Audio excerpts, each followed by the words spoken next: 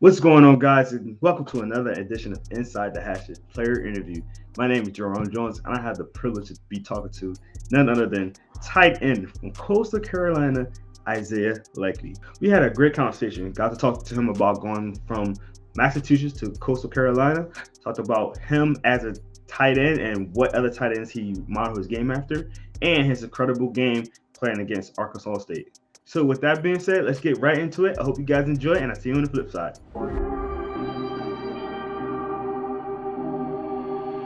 A1 coming to get.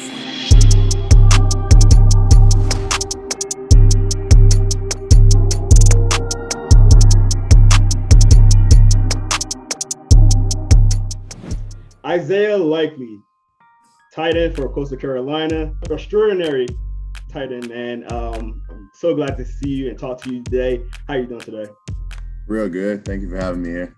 Definitely. I want first and foremost, I want to know how your week been because this had to be the most craziest week, record-breaking game you had in your last game against Arkansas State. 8 receptions, 232 yards, and four touchdowns. And I'm gonna name some things that some accolades you got right now. You got the Senior Bowl Offensive Player of the Week. You got PFF Tight End of the Week. You got featured on ESPN from Scott Van Pelt as the Play of the Week.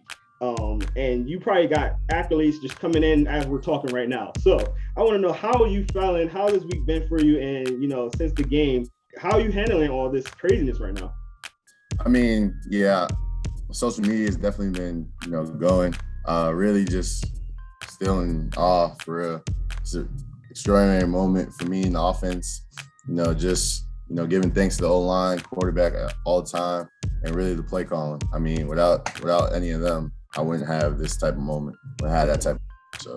I'm glad that you have this type of weekend. I'm glad you balled out. I've been watching for a few years now, so happy that you're balling out now. You must be feeling a lot better since last year because I know you had the injury that was going on, playing with the injury. So how much of that been now being healthy? How much of that helped you and allowed you to have a game like that?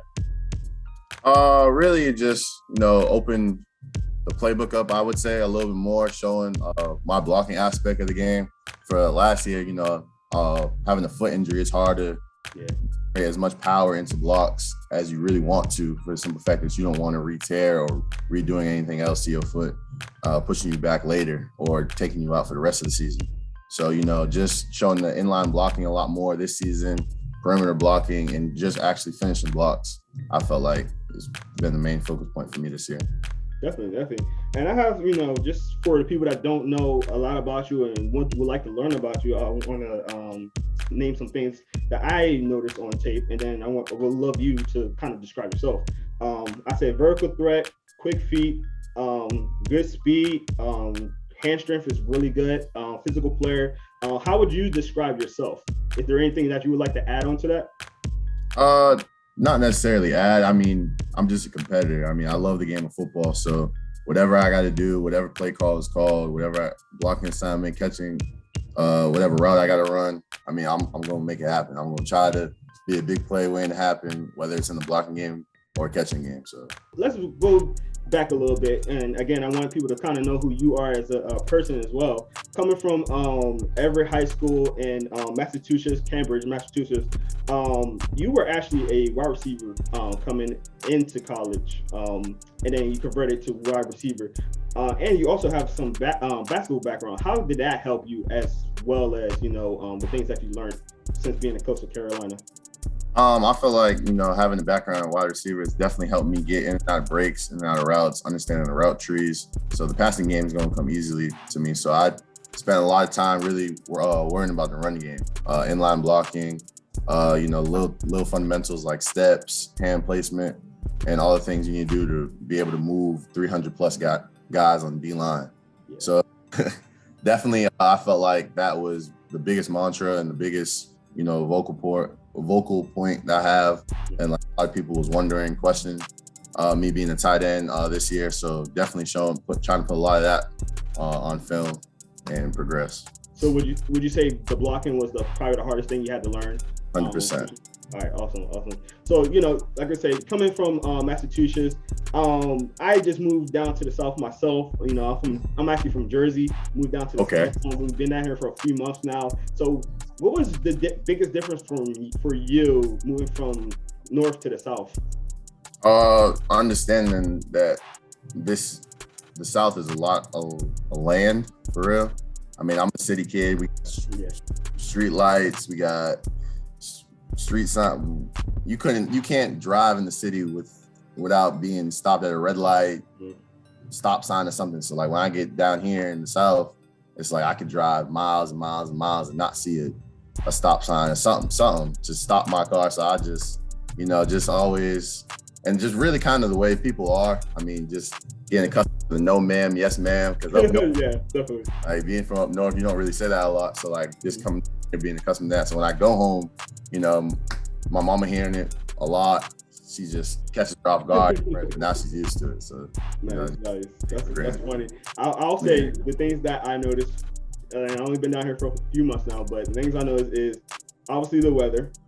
So I'm pretty sure that you came down for the beaches. I'm not gonna say you did that. I'm not gonna say that's why you did, but it could be the beaches. But that and the other thing is like the bugs. They're a lot more and they're bigger. Yeah. You agree with that?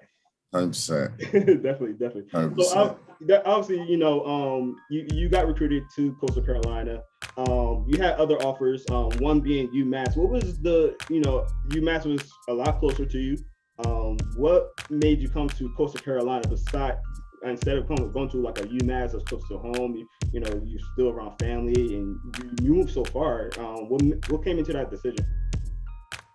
Really the way the family atmosphere I had when I took my visit down here, because a lot of people don't know I was really sick, so I didn't really talk a lot to anybody other than my mom. So like still having them show like the type of love that they would have if I was perfectly healthy, making sure I was always good, making sure checking up in on me, players checking up on me, and then having really the players stay in contact with me during the whole process, because everybody knows like the coach is always going to show you love because they want you, they're recruiting you, they want you, they offered you.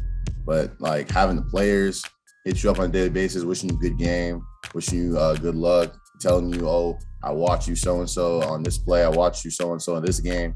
That's just like love that's like really people take for granted. And like having that and seeing that from Coastal Carolina and not really from any other school showed me like that's really where I want to play, off of the brotherhood and the family and the chemistry they have at that school. Yeah, and it really shows with the team chemistry you have and things like that. And it's really a testament to your coach, Jimmy Colwell. He's, I hear a lot of things. Cat. I'm sorry, Jimmy. I just don't want to get you in trouble. You're right. Jimmy Chadwell. But so he, I hear a lot of great things about him. He's a player's coach. He got the mullet now to, match, some of your teammates and things like that. What was the impact that he had, not only from you to you, not only just on the field, but off the field as well? Really, me and Chadwell, it's like really disciplined type of love. I mean, he knows the type of player I am. He knows the type of, effect I have on the team, and knows the type of leader I am. So basically him harping, showing love always, but him just harping on the little things with me, just being able to let the young kids know, because I'm like, sometimes I'm a goofball. Like sometimes I always love making people laugh, making people smile is really my thing. So understand, like having the young kids know when it's time to be serious and when it's time to have fun. So like showing them that in between the white lines on the field, game day or practice, you treat them both the same. And then during meetings, you pay attention, you listen, you take coaching, and then like having fun in your free time and understanding like you only have really, if you're a true freshman, you only have technically 4 years of college football, which I did. So just never taking those for granted and be able to lift up the younger community.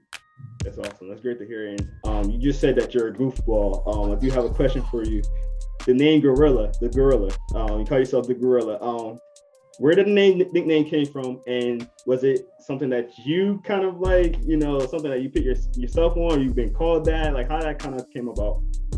Everybody talk about the king of the jungle being the lion, and me being who I am, I always want to go against the best. So I felt like the Gorilla always going 9 times out of 10 try to buck at the lion. So when you go against quote unquote the king of the jungle, you want to bring your best asset. So me being who I am, always being the underdog I am, I felt like the gorilla was something that was going to stick. So, I didn't try. I do call myself that. I did call and like things I do, like I'm just a competitor. So when I'm winning competitions that we have, or if like we're doing something where you got to compete against me, I felt like, and then I called myself the gorilla, and then my coaches started sticking with it as a joke, and they were like, okay, you're kind of doing something that's abnormal. So, you know what I'm saying? So now it's stuck. Nice. I like it. And I like the explanation from it. So that's great of you. What are some things that, obviously you're a great athlete, but the team itself, you got a lot of great athletes. We talked about a couple of guys, Teddy Gallagher is one of the guys that we talked to last year. You got guys like Jordan Strong and Silas Kelly. What do they do to help you out in practice to make you a better person? I said this last year. I mean, I get the best look I'll get all season in practice, just for the simple fact that like nobody knows me more. Nobody is going to give me a better look than the guys I see 6 out of 7 times a week. So having Silas Kelly, Teddy Gallagher, CJ Brewer, Gerard Clark, I can name my whole defense off of just how great they are and really the competitive nature that they have and how we treat practice like games. So when we get in games, it's a lot easier. Everything's slowed down, and we're actually having fun. We have fun at practice, but I mean, like as a whole unit, because when you're at practice, like if you play football, your defense and the offense, you really butt heads during the week. So, everybody coming together on a Saturday, making the show, like having fun. When we score, you dapping up the defense. When they get a turnover, you jumping with them, and it's just all coming together. So, having players, NFL really caliber players on my defense, giving me great looks every day, helps me get in game. Yeah, and you had other guys on that was in the NFL now. Tyron Jackson, the guy that we have good competition with, still in the Eagles now. Doing great things for them right now. So it's great to see that y'all all can help each other out, and I'm pretty sure you still have communications with those guys that are in the NFL. TJ Mobile is another one. What is some things that you see on that you do to prepare yourself for a great game? Because obviously we just talked about the great game that you just had. What are some stuff that you do, or some terms or whatever you do, like film study, scheme breakdowns? What do you do to mentally prepare yourself for a game? I feel like I don't do nothing really abnormal that a football player does. I mean, I just watch film, really look for like little things that they do on defense, try to find little show and tells that they do that I can pick up on, really trying to understand coverages, blitzes, where they can come from, and really the fronts that they have, try to put myself in the best situation to have a good play. Definitely. So, obviously you had a great game against Arkansas State. Did you see yourself playing like that? Like, I know a lot of us, we envision ourselves like, this is going to be my game. I played, football before. So you always, every game, you're kind of like, this is my game. But did you see something like that happening, or it's just like, whatever? I mean, I go into every game telling myself this is going to be the game. And that's just for the simple fact that, like, I treat no game and no team better than the next. I live in the moment. And that's why I've been preaching myself this year, for the simple fact that, like, this being my last year, don't take any game, don't take any moment for granted. So really, when I caught the 99, I realized it was 99 at like halftime. And I realized, wow, I could really like finish this game in a crazy way. So I just kept, my number kept getting called. I just kept answering. So just keep like little things like that in my head and stuff like that. Yeah, and speaking of the 99, that was your first catch of the game, 99-yard touchdown. You showed some tremendous speed. Can you kind of break down the play for me? Like, what did you see on that play? And when did you know it's like, oh, I'm open, I'm taking this to the house? Really the play before. I mean, just seeing the type of, aggression that the defense was coming in. So, the next play call was called. Just looking at who had me, who was tracking me off of, when I came off the line, and seeing that he was beat from the start. And then when I caught it, I just glanced back to see how far away he was, and seeing that he was 5 to 7 yards back, I was like, yeah, there's no way I can get caught. It just, he was out there, he was like, so, I mean, great game. Congratulations on it. You know, I'm happy that you're getting, you know, all the accolades and stuff like that. I hope you follow it up with another great game and continue that for the rest of the season. But I have to talk about some celebration stuff. So I want to talk about the locker room celebration first and foremost. Coastal Carolina is known for the celebrations in the locker room, man. Y'all be doing some funny, crazy, wild, unthought of things. The celebration at the end of the game, it was the decapitation of the wolf. Fox, what was it? Wolf, right? Red Wolf. Yeah, there you go. I seen your coach. He was stalling off, and it looked like he was having some trouble at first, so he had to get some help. What was your thought of the celebration? And you know, was you like, come on, man, hurry up and get that head off, kind of thing? Nah, it was. I mean, you know, those are the moments you live for. We don't take no game for granted. So we got championship theme at the beginning of every week for the celebration for after a victory. So, you know, we just try to celebrate every victory like it's everyone. Like no one's bigger than the other. So, you know, when it was time to, you know, mount the Red Wolf, I mean, it was what it was. I mean, people don't like that we do our celebrations, but only way to not have us not celebrate is by beating us. So I don't really know what to say other than that. I like the mindset of that for sure. I like it. Did you ever come up with any ideas yourself, or you know? Or nah, it's a coach thing. Okay, it's a coach thing. So the coaches present like you get. A coach is assigned that week. I'm pretty sure at the beginning of the season, and they until their week's called to figure out what they want to do. So players don't. So y'all don't ever be like, hey coach, you know, I got an idea, like maybe. Nah, let the coaches run with Gotcha. it. Okay. Well, another celebration I want to talk about is your teammates, CJ Brewer and Jeffrey Gunner. They had the fusion dance thing with Dragon Ball Z. I'm a big Dragon Ball Z fan. Okay. What did you think about the celebration?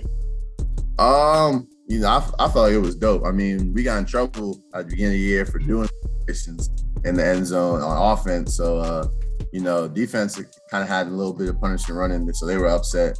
But it is what it is. I mean, so I think they tried it last year, though, the fusion last year, and it wasn't as clean. Mm-hmm. So me being myself, I was like, man, do it again. I mean, if we got to run again, I mean, we'll run for y'all. Y'all get y'all time. So they did it, and they tried to do it like real fast before the ref came. I felt like it was dope. Slow-mo, it looked crazy. It was funny because I seen them. It looked like they was trying to do it real fast. So that's funny. Yeah. So with that being said, if there was one teammate that you could fuse with, who would that be? It'd probably be, I don't know, to be honest. I mean, you don't want to hurt no feelings. I get it. I mean, it's not really hurt no feelings. It'd probably be the first one down there. It's usually, I feel like when I score or when Javon score, we're probably the first ones down there to greet each other in the end zone. So I feel like it's a first come, first serve. Okay. Offense for real. Okay, I like it. So after a game like that, you clearly, you know, prepared very well. What are some players or, you know, other maybe college players or NFL players that you kind of emulate or, you know, study after a game or before a game? I look at a lot of tight ends around the league, like George Kittle, Travis Kelce, Darren Waller, just trying to take little bits and pieces of their games, try to incorporate into mine. And really, because, you know, no player is perfect. So you don't want to just watch one player and do everything that he does, because he might lack something that another player is good at. So just trying to incorporate all of that into my game and be able to take coaching. All right, so who's the better tight end? You got Kelce, you got Kittle, you got Waller. Which one of the three you think is the better one? When you say better, there's like a lot of categories that each of them do better than Okay, overall then. Really. Who do you think overall? Like, you know. Overall, in my opinion, who I'd pick, I couldn't tell you. I don't really watch games for specific favorite players. I watch for things I like to incorporate in my game. So I couldn't really tell you who's the best out of all three. They all three amazing tight ends, the best in the league at what they do. And that's why they are featured and why people try to compare them to each other. Definitely. All right, cool. Well, you know, hopefully you'll be in the future in your NFL future. You know, you got a lot of people saying that you might be the best tight end in this class. You know, I really do agree with that. How do you feel about, you know, yourself being at least one of the top 3 tight ends and prospects? And, you know, obviously you want to be the top guy. what's your feeling on that, and how you think that you can get yourself up there to be that number one guy? It's really a blessing. I mean, as a kid, you dream about that moment since you're younger to play in the NFL. So when you get to the point where, a dream is starting to become a little more of reality, it starts hitting you a little deeper and a little more close to home. So, just taking every step I take, no bigger than the next, and really just thanking God every time. I mean, without my team, without my coach taking a chance, I wouldn't be in this position, especially without my family. So I always thank them.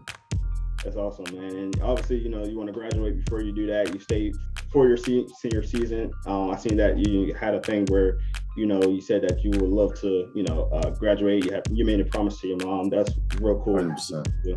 So I appreciate that. I like that you taking your education first and then going to the league, because not everybody wants to do that or are willing to sacrifice one extra year to go to the league. So great thing for yourself as well.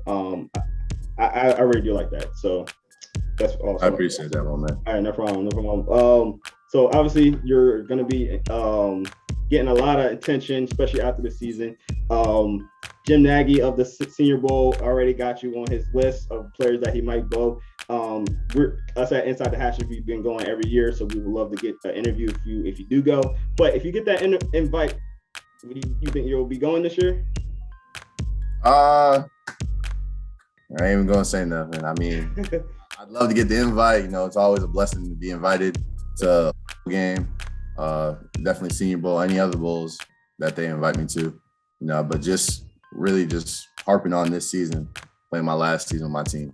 What's some end season goals that you would like to have to end your season? Take the team as far as we're able to go. I mean, our focus is to win out, play in the conference championship, and then Lord willing, try to play in the New Year's Six Bowl. So just trying to take care of business week in and week out. All right, awesome. Well, I truly believe that you, Coastal Carolina, y'all will do exactly that. I'm a little disappointed that y'all still 15. I've been 15 for like 2 weeks now overall. I think y'all should be a little higher, but that's for another podcast to decide. But definitely, I think that will be something that you can definitely do, and y'all have a great team, and keep that swag y'all have, and keep winning and having fun while you're doing it. That's all. That's the most important part. So I just wanted to give you that little note there. Before we get off, I want to have a quick question for you. And obviously, NCAA game is coming back. I want to know if you was in that game, or even in Madden, if you was in that game, how would you rate yourself? So, I know a lot of players gonna be like, "Oh, I should be a 99 on this and that." I want you to be realistic. I'm gonna give you a stat. You're gonna tell me what I'm sorry. I'm gonna give you an attribute. You're gonna give me a stat for it, and then we're gonna get to your overall. So, let's say your speed. What would you say your speed will be? Probably 85. 85. Okay. All right. Catching. 99. I like it. Jumping. 90. I get 90. Okay. Respectfully, I'll probably switch that. I think jumping out the gate, my man. So we'll see with that. Route running. Probably 85. Okay, respect. Blocking. You gonna put me on a spot. I'll probably say about 7. Room to improve. Okay. Respected. All right, swag. Dripped out 99. Oh, there you go. That's what I was looking for. And obviously your overall. What would you say your overall would be? I'll probably say 87, 89. 87? Okay. Nah, that's pretty. All right, awesome. Hey, at least you've been truthful. I appreciate you doing that. Appreciate you getting on with us. It was a great interview, man. Again, I hope that you do everything you wish to do. I'll be looking for you at the Senior Bowl, because I know you're gonna go. And definitely enjoy the rest of your season. Enjoy your week off this week. And definitely, us and Inside the Hash will definitely be checking you out and seeing how you do for the rest of the season. Take care and stay healthy, and God bless. All right. Thank you for having me. All right, thank you for being on. Once again, I'd like to thank Isaiah Likely for getting on with us today. I enjoyed the interview. I hope he enjoyed the interview. I hope you viewers enjoyed the interview as well. If you guys want to see more interviews like this, you can find us on our website, insidethehashes.com, where you find all our content. And make sure you go like and subscribe to our YouTube channel. Make sure you subscribe, hit the notification button so you can know when our interviews go up, and make sure that you can leave a comment down there and let us know how we're doing. I am Jerome Jones for Inside the Hashes. Thank you so much, and hope you had a great day.